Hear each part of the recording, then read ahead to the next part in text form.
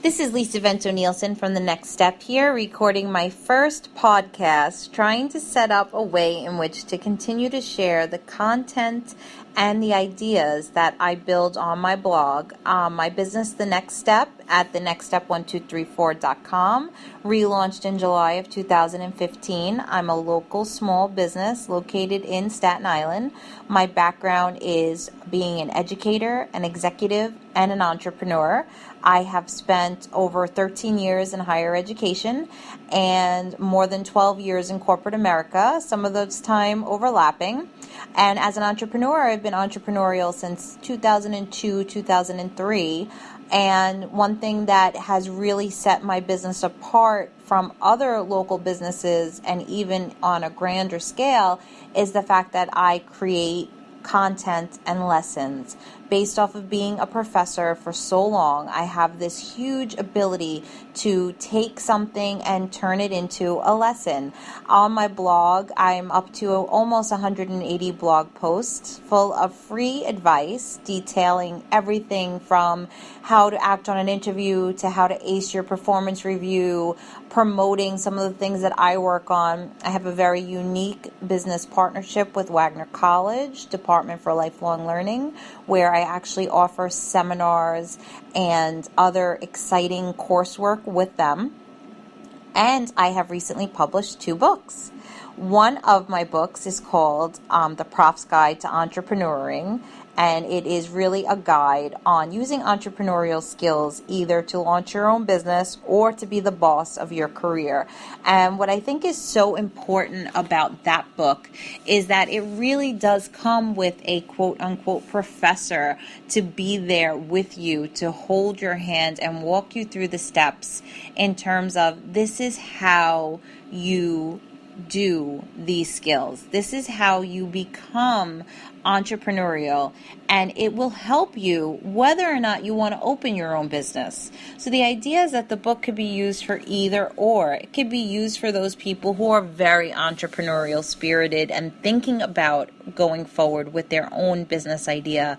But it can also be used for people who really don't want to be their own boss, but are interested in really moving ahead in their career or figuring out a way to diversify their skill sets in this very crowded market. So I really think that book is a very unique step into this direction of establishing myself both as an expert as well as an educator, someone who's been there. Anyone who takes any of my classes, which I've been teaching for the past 13 years, so I have a huge amount of former students and current students, they can tell you that I use real world to illustrate and demonstrate the things that are also required to be learned in the textbook and in the world of academia. I am not someone who is in an ivory tower. I was on corporate America. I worked on Wall Street. I worked as a project manager. I managed multi-million-dollar projects. When I teach corporate finance, for instance, and I talk about the net present value and I talk about the internal rate of return, I'm not just talking about those things. I have done those things. I have used those formula in a work setting where I could tell my students, this is what the textbook says, and this is all great, but that's not the way we did it at the multinational company that I worked at when I was presenting and discussing multi-million-dollar projects. And I think that is so key and so huge in terms of identifying and sharing lessons with students. So my whole teaching philosophy, my whole idea behind my company, The Next Step, is this marriage between education, lessons, and real world.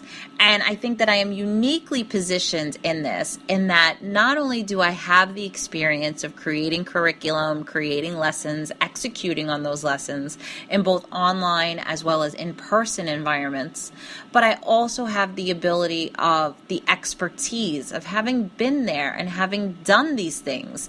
So there's this unique blend of skills and talents that I bring to the table. And the book Entrepreneuring really hits that and brings it home to the reader or to those who see the stuff that I'm putting online. So basically the book that I wrote, being Entrepreneuring, the first one that I published, it is 17,000 words, and everything that's in there is original. It's not taken from the blog. So the stuff that's on the blog is separate.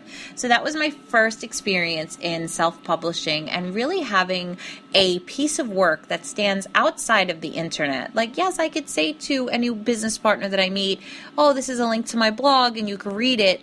But sitting across the table from potential business partners and potential people that want to hire me and saying, oh, and here is a book that I wrote that talks about the things that I bring to the table.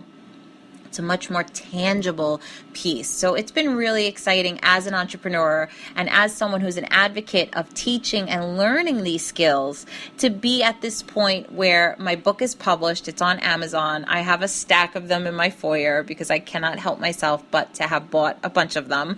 And it really is something that shows this level of detail and this amount of knowledge that is there, and it's really exciting. So that's a big part of my business and how I promote it and how I use different forms of content to share the lessons that I want to teach and that I would like to be able to reach more people with. And in addition to that, another big piece that I do as someone who has worked in higher education for the last 13 years, plus has been a student before that and actually was a graduate assistant as well as a student worker in a university, I definitely want to help people prepare for college. And this is not just for people who are in high school right now, although the second book that I published, the book on college readiness, The Prof's Guide to Surviving High School and Kicking Butt in College, really has a lot of lessons there in terms of diversifying yourself from a high school age point.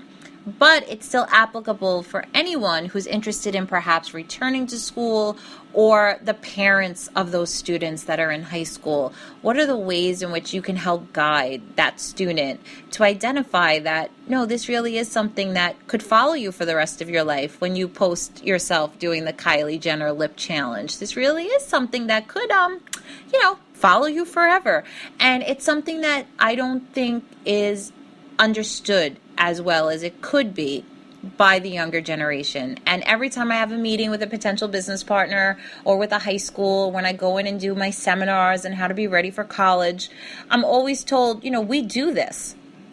And the schools that realize how important this is say, we do this, but we need you to reiterate it because you're someone who has this background of having been in the classrooms, having been in the boardrooms, having this unique perspective of the both sides of the coin, and also working in and around students for the last 13 years means that I have a huge amount of lessons learned, a huge amount of things that I have seen from being inside the classroom as well as being on the younger spectrum where I also teach as a substitute teacher from K to 12.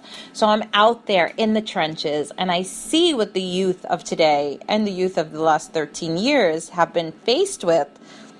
And the things that they struggle with are things that for people of my generation, the Gen X's or the baby boomers, or even like the earlier millennials, we just don't understand. We're not born with our parents putting us on some form of social media. And I think so much of what's happening today is this huge disconnect between what social media is and what reality is. And a lot of my book on college readiness talks and takes back the narrative to say that social media is such a powerful tool. Why don't you use it to build a brand instead of using it as the way your peers are using it? And it's a hard thing to do. And I'm not suggesting that everyone kind of put on a three-piece suit and act like adults when they're kids. But I do feel that there is a huge competitive advantage for those who can look at social media and say, I want to still be a kid. I will still be a kid. But I think I'm going to choose to also portray myself as being someone who knows something, a portfolio of sorts. If I do a great project, why can't I use social media to discuss the project and what I worked on?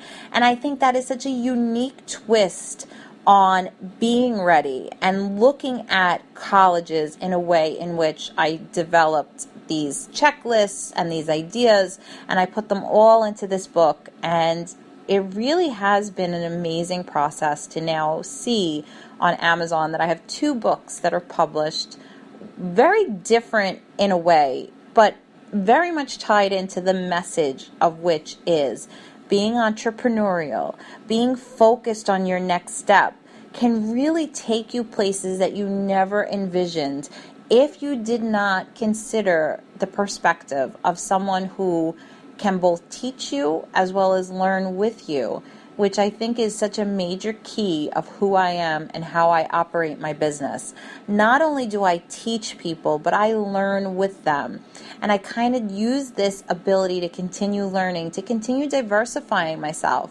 And if you look on my website, thenextstep1234.com, you could see that growth and that iteration from launch in July of 2015 to now, St. Patty's Day, March 2016, this huge change in which I started off with a blog that only reviewed other articles. And I was timid and afraid, and I hadn't yet found my voice. And throughout all the years of the entrepreneurial pursuits that I've had, I have always in the past hidden behind a company name. Like I was Business Tools to Go for a while. I had all these different businesses that were kind of like out there, but I was not officially tied in with them. And now with the next step, my face is everywhere. I literally cannot run a red light, which I would never do. But I mean, I just feel like everything has been branded to the point to say that, all right, now is the time. Now is the time that I could step out of the shadows and run this company and say, I am built off of this source. I am the source. I have over 13 years experience in higher education. I have a bulk of experience in corporate America, and I've been an entrepreneur for so many years. And all of these things tied together, and the fact that I have always loved to write, and I've spent the bulk of my career in corporate America being told to write less, that, no executive wants to read more than a paragraph. Everything has to be quick and short and right at the top. And anything else supporting it can be buried underneath because no one's going to read past the first page. And for someone like me, that had always been a challenge. And now that I own my own business, and content has been such a huge way in which, there are days where over 600 people are on my website. On average, I get between 100 and 300 people on a daily visiting schedule to my website. And I do get some conversions there. There are some people who actually hire me. But there is just this huge push in terms of these larger projects that I'm working on, in terms of these seminars and these workshops, and going into the high schools and giving these trainings, and potentially being a vendor for the Board of Ed. There's so many different paths that my company is on. And there's a huge growth potential. There really is this ability to kind of bridge the gap between corporate America, higher ed, and those high school kids, the kids that are just about getting ready to move into college. And it's very different today than it was even 5 or 8 years ago. And forget about when you think about 13 years ago. There's a huge difference in terms of how we can best prepare our youth for this huge next step. And concurrently working with the youth's parents and the older workers and the young professionals who are out there and who are finding that opportunity is not what they thought it would be, that they wind up getting pigeonholed into a position that doesn't match what they really wanted. You kind of go through college and you get out, and next thing you know, you're in a cubicle somewhere. And if you don't have a plan or you don't have a strategy, you could very well wind up either never getting to that cubicle in the first place or being stuck in that cubicle forever. So there's a huge amount of stuff out there that I continue to build on and work on. I am working on part 2 of the entrepreneuring book, which is more of a zero to launch, which is you take that idea that you developed in my first book and you actually execute on it and you move forward. And then I'm also working on part 2 of the college readiness book, which is going to be career readiness. And it's literally a guide on how to graduate with a job offer and how to really be focused on building out that career. So there's all these different paths that I'm working on. And I thought it would be interesting to integrate using a podcast to kind of pick out certain topics. So this is more of like my introductory podcast. This is what I am. This is who I am. This is what I do. And then as I move forward, I would like to take some blog posts and potentially turn them into podcasts. I would love to have the opportunity to bring in guests and actually have some interviewing as well take place, which should be very interesting for me to do, particularly